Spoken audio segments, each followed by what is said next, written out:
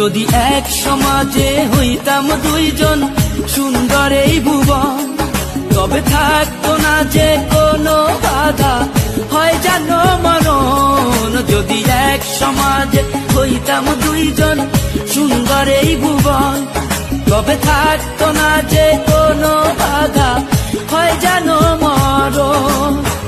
বিধি তুমি আমায় ভুলে দাও।